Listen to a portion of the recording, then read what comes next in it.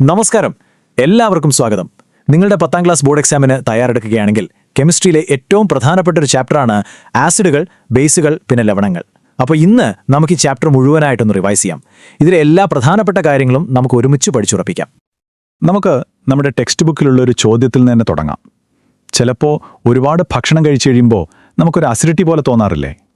ആ സമയത്ത് നമ്മൾ നാരങ്ങാ നീര് കുടിക്കണോ അതോ ബേക്കിംഗ് സോഡ കലക്കിയ വെള്ളം കുടിക്കണോ? ഇതിൻ്റെയൊക്കെ ഉത്തരം അറിയണമെങ്കിൽ ആസിഡുകളുടെയും ബേസുകളുടെയും അടിസ്ഥാന സ്വഭാവങ്ങൾ എന്താണെന്ന് നമ്മൾ ആദ്യം മനസ്സിലാക്കണം. അപ്പോൾ നിങ്ങളുടെ ടെക്സ്റ്റ് ബുക്കിലെ അതേ ക്രമത്തിൽ തന്നെയാണ് നമ്മൾ മുന്നോട്ട് പോകാൻ പോകുന്നത്. ആദ്യം നമ്മൾ ആസിഡുകളെയും ബേസുകളെയും എങ്ങനെ തിരിച്ചറിയാമെന്ന് നോക്കും. പിന്നെ അവയുടെ പ്രധാനപ്പെട്ട കെമിക്കൽ റിയാക്ഷൻസ്, അതിനുശേഷം എന്താണ് ഒരു ആസിഡിനെ ആസിഡാക്കുന്നത്, pH സ്കെയിലിൻ്റെ പ്രാധാന്യം, പലതരം ലവണങ്ങൾ, പിന്നെ അവസാനം നമ്മുടെ സാധാരണ കറിവേപ്പിൽ നിന്നുണ്ടാക്കുന്ന രാസവസ്തുക്കൾ. റെഡിയല്ലേ? ശരി, അപ്പോൾ നമുക്ക് ആദ്യത്തെ സെഷനിലേക്ക് കിടക്കാം. ആസിഡുകളെയും ബേസുകളെയും എങ്ങനെ തിരിച്ചറിയാം? അതായത് ഒരു ലാബിൽ നിങ്ങളുടെ കയ്യിൽ 2 ലായനികൾ തന്നാൽ ഏതാണ് ആസിഡ്, ഏതാണ് ബേസ് എന്ന് എങ്ങനെ കണ്ടുപിടിക്കും? ഏറ്റവും എളുപ്പമുള്ള ടെസ്റ്റാണ് ലിറ്റ്മസ് ടെസ്റ്റ്. ആസിഡുകൾക്ക് പുളിരുചിയാണ്. അവ നീല ലിറ്റ്മസിനെ ചുവപ്പാക്കി മാറ്റും. ഇത് ഓർത്തുവെക്കാൻ ഒരു എളുപ്പ വഴിയുണ്ട്. ആസിഡിലെ ഡി പോലെ അത് റെഡാക്കി മാറ്റുന്നു. ബേസുകൾക്ക് കയ്പ് രുചിയാണ്. അവ നേരെ തിരിച്ച് ചുവന്ന ലിറ്റ്മസിനെ നീലയാക്കി മാറ്റുന്നു. സിമ്പിളല്ലേ? ലിറ്റ്മസ് മാത്രമല്ല ഇൻഡിക്കേറ്റർ. നമ്മുടെ വീട്ടിൽ തന്നെയുള്ള മഞ്ഞൾ ഒരു നാച്ചുറൽ ഇൻഡിക്കേറ്ററാണ്. കറിയിലുള്ള മഞ്ഞൾ ഡ്രസ്സിൽ വീണാൽ സോപ്പ് വെച്ച് കഴുകുമ്പോൾ അതൊരു ചുവപ്പ് നിറമാകുന്നത് നിങ്ങൾ ശ്രദ്ധിച്ചിട്ടുണ്ടാകും. കാരണം സോപ്പ് ഒരു ബേസാണ്. അതുപോലെ ലാബിൽ ഉപയോഗിക്കുന്ന സിന്തറ്റിക് ഇൻഡിക്കേറ്ററുകളും മണം വെച്ച് തിരിച്ചറിയുന്ന ഓൾഫാക്ടറി ഇൻഡിക്കേറ്ററുകളുമുണ്ട്. ഓക്കെ, അപ്പോൾ ആസിഡ് ഏതാണ്, ബേസ് ഏതാണെന്ന് തിരിച്ചറിയാൻ നമ്മൾ പഠിച്ചു.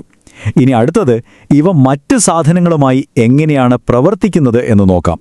ഈ കെമിക്കൽ റിയാക്ഷൻസ് പരീക്ഷയ്ക്ക് വളരെ പ്രധാനപ്പെട്ടതാണ്, ശ്രദ്ധിച്ചു കേൾക്കണം. ഇതിലേറ്റവും പ്രധാനപ്പെട്ട ഒരു റിയാക്ഷനാണ് ആസിഡും മെറ്റലും തമ്മിലുള്ളത്. ഈ പരീക്ഷണത്തിൽ കണ്ടില്ലേ, സിങ്ക് എന്ന മെറ്റലിലേക്ക് സൾഫ്യൂരിക് ആസിഡ് ഒഴിക്കുമ്പോൾ ഒരു ഗ്യാസ് പുറത്തേക്ക് വരുന്നു.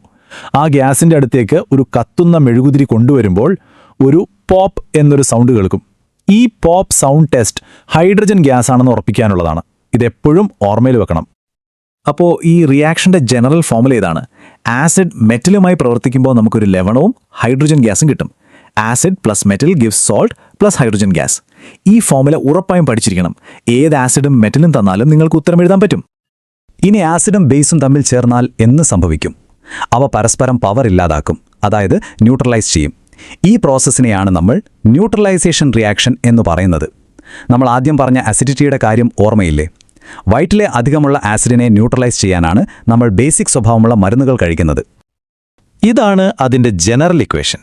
Base plus acid gives salt plus water. ഒരു ഉദാഹരണം നോക്കൂ. സോഡിയം ഹൈഡ്രോക്സൈഡ് എന്ന ബേസും ഹൈഡ്രോക്ലോറിക് ആസിഡും ചേരുമ്പോൾ നമുക്ക് സോഡിയം ക്ലോറൈഡ്, അതായത് നമ്മുടെ സാധാരണ കറിയുപ്പും പിന്നെ വെള്ളവും ലഭിക്കുന്നു. ഇനി അടുത്തത് വളരെ ഇമ്പോർട്ടൻ്റ് ആയിട്ടുള്ള, എപ്പോഴും കൺഫ്യൂഷൻ വരുന്ന ഒരു കാര്യമാണ്. മെറ്റാലിക് ഓക്സൈഡുകൾ, അതായത് കോപ്പർ ഓക്സൈഡ് പോലുള്ളവ ബേസിക് സ്വഭാവം കാണിക്കുന്നു. അതേസമയം നോൺ മെറ്റാലിക് ഓക്സൈഡുകൾ, കാർബൺ ഡയോക്സൈഡ് പോലുള്ളവ അസിഡിക് സ്വഭാവം കാണിക്കുന്നു. ഇത് പലപ്പോഴും 1 മാർക്ക് ചോദ്യമായി വരാറുണ്ട്. നോട്ട് ചെയ്തു വെച്ചോളൂ. അപ്പോൾ എന്താണ് ഈ എല്ലാ ആസിഡുകളിലും എല്ലാ ബേസുകളിലും കോമൺ ആയിട്ടുള്ളത്? എന്തുകൊണ്ടാണ് അവയ്ക്ക് ഈ പ്രത്യേക സ്വഭാവം കിട്ടുന്നത്? നമുക്ക് നോക്കാം. ഇതിൻ്റെയെല്ലാം രഹസ്യം വെള്ളത്തിലാണ്. ആസിഡുകളെ വെള്ളത്തിൽ ലയിപ്പിക്കുമ്പോൾ അവ H+ അയോൺസ്, അതായത് ഹൈഡ്രജൻ അയോൺസിനെ പുറത്തുവിടും. ബേസുകളാണെങ്കിൽ OH- അഥവാ ഹൈഡ്രോക്സൈഡ് അയോൺസിനെയും പുറത്തുവിടും. ഈ അയോണുകളാണ് അവയുടെ അസിഡിക് അല്ലെങ്കിൽ ബേസിക് സ്വഭാവത്തിന് കാരണം. ഇതൊരു സ്ഥിരം പരീക്ഷാ ചോദ്യമാണ്, ശ്രദ്ധിച്ചോളൂ. എന്തുകൊണ്ടാണ് ഡ്രൈ HCl ഗ്യാസ് ഒരു ഡ്രൈ ലിറ്റ്മസ് പേപ്പറിന്റെ നിറം മാറ്റാത്തത്? ഉത്തരം വളരെ സിമ്പിളാണ്. അവിടെ വെള്ളമില്ല. വെള്ളമില്ലെങ്കിൽ HClന് H+ അയോൺസിനെ ഉണ്ടാക്കാൻ പറ്റില്ല. H+ അയോൺസ് ഇല്ലെങ്കിൽ അതിന് അസിഡിക് സ്വഭാവം കാണിക്കാനും സാധിക്കില്ല. ഓക്കെ, അപ്പോൾ എല്ലാ ആസിഡുകളും H+ അയോൺസ് തരുന്നു എന്ന് നമ്മൾ പഠിച്ചു. പക്ഷേ എല്ലാ ആസിഡുകൾക്കും ഒരേ ശക്തിയാണോ? അല്ല. ചിലത് സ്ട്രോങ് ആസിഡുകളാണ്, ചിലത് വീക്കാണ്. ഒരു ലായനി എത്രത്തോളം അസിഡിക് അല്ലെങ്കിൽ ബേസിക് ആണെന്ന് അളക്കാനാണ് നമ്മൾ pH സ്കെയിൽ ഉപയോഗിക്കുന്നത്. pH സ്കെയിലിൻ്റെ കറക്റ്റ് സെൻറ്ററിൽ വരുന്നത് 7 ആണ്. pH 7 എന്ന് പറഞ്ഞാൽ അത് ന്യൂട്രലാണ്. ശുദ്ധജലത്തിൻ്റെയൊക്കെ pH 7 ആണ്. pH 7ൽ കുറവാണെങ്കിൽ ആ ലായനി അസിഡിക് ആണ്. നമ്പർ എത്രത്തോളം കുറയുന്നോ അസിഡിറ്റി അത്രയും കൂടും. അതായത് pH 1 ഉള്ളത് pH 5 ഉള്ളതിനേക്കാൾ വളരെ സ്ട്രോങ് ആയ ആസിഡാണ്. അതുപോലെ 7ന് മുകളിലേക്ക് പോകുന്തോറും ബേസിക് സ്വഭാവം കൂടുന്നു. 14 ഏറ്റവും സ്ട്രോങ് ബേസ്. ഇതൊക്കെ കേൾക്കുമ്പം വെറുമൊരു നമ്പറാണെന്ന് തോന്നും അല്ലേ? പക്ഷേ നമ്മുടെ ഡെയിലി ലൈഫിൽ ഇത് വളരെ ഇമ്പോർട്ടൻ്റ് ആണ്. നമ്മുടെ ശരീരത്തിലെ രക്തം പോലും 7.35നും 7.45നും ഇടയിലുള്ള ഒരു ചെറിയ pH റേഞ്ചിലാണ് പ്രവർത്തിക്കുന്നത്. അതുപോലെ നമ്മുടെ വായിലെ pH 5.5ൽ താഴെ ആയാൽ പല്ലിന് കേടുപാടുകൾ സംഭവിക്കാൻ തുടങ്ങും. അപ്പോൾ അത്രയ്ക്കും പ്രധാനപ്പെട്ടതാണ് pH. നമ്മൾ നേരത്തെ കണ്ട ന്യൂട്രലൈസേഷൻ റിയാക്ഷൻ ഓർമ്മയുണ്ടല്ലോ അല്ലേ? ആസിഡും ബേസും ചേരുമ്പോൾ ലവണവും, അതായത് സോൾട്ടും വെള്ളവും ഉണ്ടാകുന്നു. കറിയുപ്പ് മാത്രമല്ല, ഒരുപാട് തരം ലവണങ്ങളുണ്ട്. നമുക്കവയുടെ അത്ഭുത ലോകത്തേക്ക് ഒന്ന് പോകാം.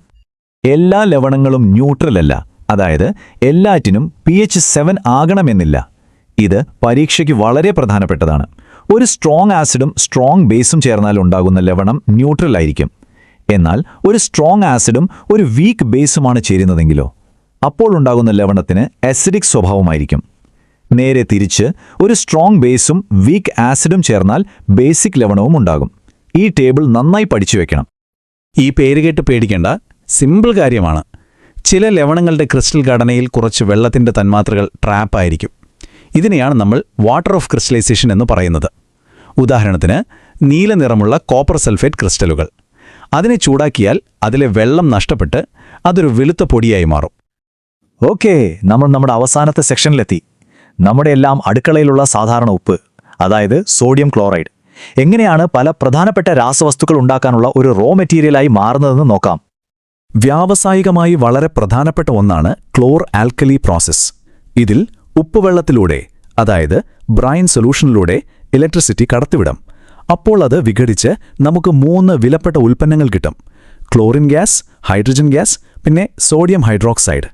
ഇവ 3ഉം പല വ്യവസായങ്ങളിലും ഉപയോഗിക്കുന്നവയാണ്. അപ്പോൾ കണ്ടില്ലേ, സാധാരണ ഉപ്പിൽ നിന്നാണ് bleaching powder, baking soda, washing soda, എന്തിന് ഒടിഞ്ഞ എല്ലുകൾ ശരിയാക്കാൻ ഉപയോഗിക്കുന്ന പ്ലാസ്റ്റർ ഓഫ് പാരീസ് വരെ ഉണ്ടാക്കുന്നത്. ഉദാഹരണത്തിന് ബേക്കിംഗ് സോഡ ഒരു മൈൽഡ് ബേസ് ആയതുകൊണ്ടാണ് അസിഡിറ്റി കുറയ്ക്കാൻ നമ്മളത് ഉപയോഗിക്കുന്നത്. അപ്പോൾ നമ്മൾ ഈ ചാപ്റ്റർ കംപ്ലീറ്റ് ചെയ്തിരിക്കുകയാണ്.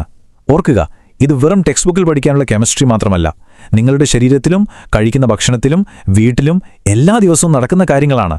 നമ്മൾ രാവിലെ പല്ല് തേക്കുന്ന ടൂത്ത് പേസ്റ്റ് ബേസിക്കാണ്. കാരണം ഭക്ഷണശേഷം വായിലുണ്ടാകുന്ന ആസിഡിനെ അത് ന്യൂട്രലൈസ് ചെയ്യുന്നു. അപ്പോൾ ഈ അറിവ് വെച്ച് നിങ്ങളുടെ ആരോഗ്യകാര്യത്തിൽ ഇനി എന്ത് മാറ്റങ്ങൾ വരുത്താൻ സാധിക്കും? ഒന്ന് ചിന്തിച്ചു നോക്കൂ. നിങ്ങളുടെ പരീക്ഷയ്ക്ക് എല്ലാവിധ ആശംസകളും.